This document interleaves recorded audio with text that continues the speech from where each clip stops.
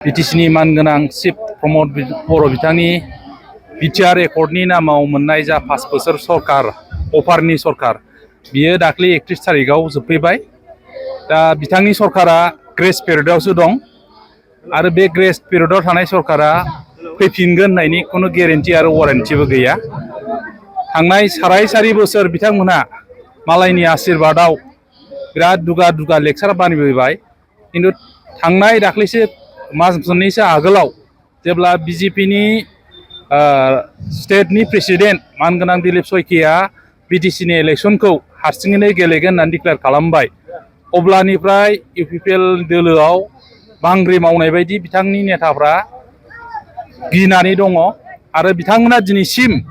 बुंना लानो हायाखै बिटिसि इलेक्सनखौ जों इउपिपिएलआ हारसिङै गेलेगोन होननानै। बिपिएफ दोलोआ अलरेडि डिक्लेयार होबाय हारसिङै गेलेगोन होननानै, बिजेपिआबो होबाय डिक्लेरेसनखौ। दा इउपिपिएलआ दिनैसिम बिथांमोना गावसोर हारसिङै गेलेगोन होनना बुंनो हायाखै।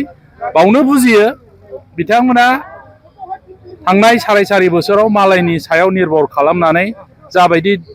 दुगा दुगा लेक्सार मारिबाय बुंबोबाय, दिनै बिथांमोना जे सरकार सालायनानैबाबो गावसिनि सायाव कनफिडेन्स गैया, रायजोफ्रा जे बिथांमोनखौ मोजां मोना बेखौ बिथांमोना थाल मोनफैबाय, जायनि थाखाय दा बिथांमोना इलेक्सनखौ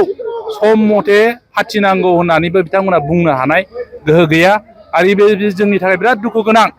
खारन फाइनान्सियेल इयारखौ नायोबा दाख्लै 31 थारिखआनो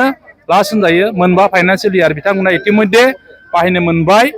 दा इलेक्सना सेप्तेम्बराव जागोन होननानै आसामनि चिफ मिनिस्टारा डिक्लेयार खालामदों।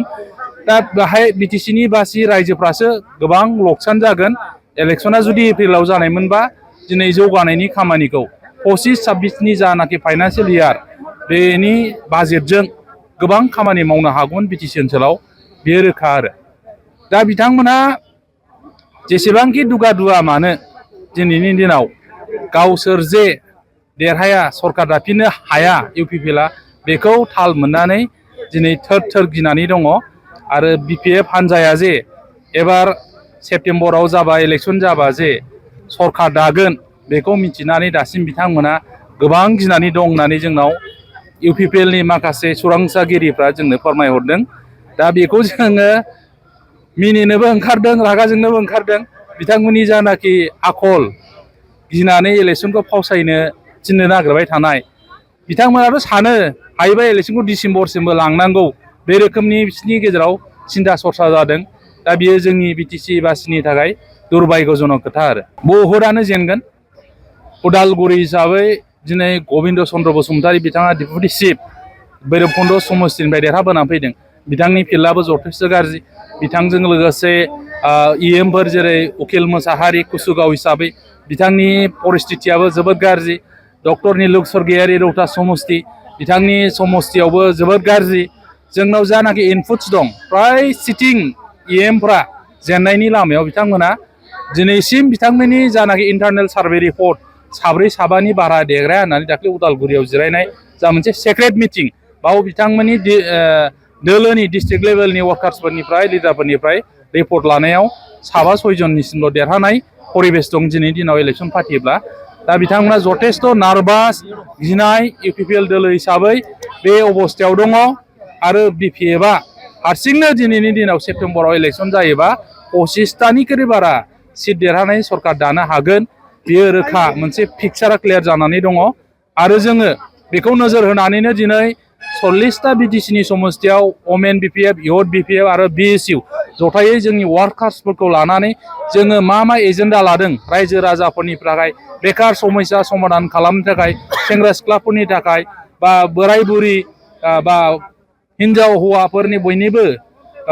समस्या, बेफोर समस्या बा हा हुनि समस्या बायदिसिना बिटिसि ओनसोलाव थानाय गासिबो जाति भाषा धर्मनि बयनिबो समस्याखौ समाधान खालामनो थाखाय बिपिएफ दोलोआ मा डिसिसन बा एजेन्डा लादों, बेखिनिखौ जोङो दिनै प्राइमारि लेभेलनि दैदेनगिरि वार्कार्सफोरनो जों वार्कशपनि गेजेरजों फोरमायगासिनो। आरो बिथांमोना दिनै जोंनिफ्राय मिथिनाय जानाखि खोथा बेखौ लानानै गामि ओनसोलाव गावबागाव एरियायाव रायजोफोरनो फोरमायहैगोन। जोंनि थांखि जानाखि मावनो लानाय डिसिसन बा एजेन्डाफोर बेखौ फोरमायहैगोन। आरो जोंनि बिपिएफनि फारसे बिथांमोना रायजो राजाफोरखौ बांसिननिफ्राय बांसिन लाबोनो हागोन होननानै जोंहा गोबां फोथायनाय दङ आरो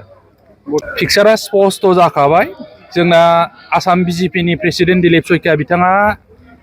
अलरेडि डिक्लेयार होबाय जे फैगौ बिटिसि इलेक्सनाव बिजेपिया हारसिंनो गेलेगोन जिहेतु थांनाय बारावबो बिथांमोना हारसिङैनो गेलेदोंमोन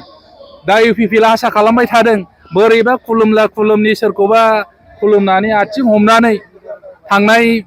20आवहाय जिहेतु बिटिआर एकर्डनि नामाव बिथांमोना अफार मोनदोंमोन सरकार दानो थाखाय प्रमद बर' बिथांनि मानगोनां प्रमद बर' बिथांनि जा इउपिपिएल दोलो बिथांमोना बिटिआर सुक्ति खालामनायनि थाखाय थांनाय बाराव बे अफारखौ बिजेपिनिफ्राय मोनदोंमोन खिन्थु बे अफारा एबार गैलिया बे अफारखौ बिथांमोना मोनलिया बिजेपिआ अलरेडि डिक्लेयार होबाय हारसिं गेलेगोन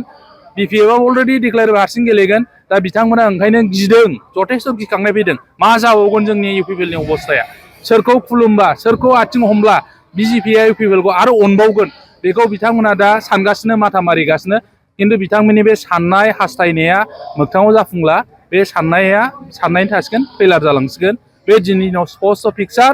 आरो हारसिङै गेलेनायाव दिनैनि दिनाव इउपिपिएलआ जथेस्थ' लकसान जागोन नाम्बार 1आव बिपिएफआ थागोन नाम्बार 2आव बिजेपि थागोन नाम्बार 3आवसो हयथ' इउपिपिएलआ फैनो हागौ आरो गोदान पार्टि दाबाय जिहेतु बे पार्टिनि दारै इउपिपिएलआनो बांसिन लकसान जागोन बिपिएफआ बारा लकसान जानाय नङा बेखौ जों नुहुरो आरो गुनगोनां गोजौ सोलोंथाइ लानो गोसो गुदुं फरायसाफोरनि थाखाय गोजोनथाव खौरां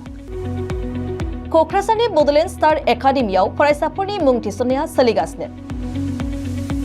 2025-26 सोलोंथाइ बोसोरनि थाखाय 6 थाखोनिफ्राय 9 थाखोसिम आरो एचएस फार्स्ट इयार आरो एचएस सेकेन्ड इयार थाखोआव फरायसाफोरनि गोदानै मुं थिसननाया सोलिगासिनो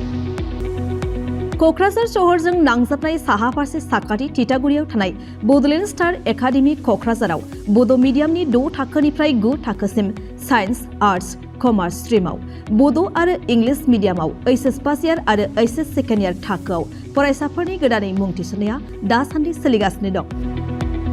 रोंगौथि गोनां फोरोंगिरिफोरनि फोरोंथाय होनायजों लोगोसे गोबां उफ्रा सोलोंथाइनि खाबुफोर जेरै डेली फ्री जेईई आरो नीट क्लास जेईई नीट आरो कम्पिटिटिभ एग्जामनि थाखाय free mock test English speaking class daily GK class career guidance library facilities personal attention हौवासा आरो हिन्जावसाफोरनि थाखाय आलादा थाग्रा हस्टेल बायदि बायदि सोलोंथाइ खाबुफोरजों गुनगोनां सोलोंथाइखौ बे बड'लेण्ड स्टार एकाडेमियाव मोननो हागोन बेनि अनगायैबो मेट्रिक आनजादाव 85% एबा बेनि बांसिन नम्बर मोननाय फरायसाफोरनो बेसेन लायालासे मुं थिसनथाइ होगोन आरो बिपिएल नखरनि फरायसाफोरनो मुं थिसननायाव 20% रेहाय होनाय जागोन अब्ला मानोथो गोबाव खालामनो नोंथाङाबो गुनगोनां गोजौ सोलोंथाइ लानो थाखाय क'क्राझारनि बड'लेण्ड स्टार एकाडेमियाव मुं थिसननायनि खाबुखौ लादो बांसिनै मिन्थिनो थाखाय गाहायाव होनाय मबाइल नम्बराव फोनांजाब खालाम मबाइल नम्बर 7638008149 6003494371 आरो 6000034997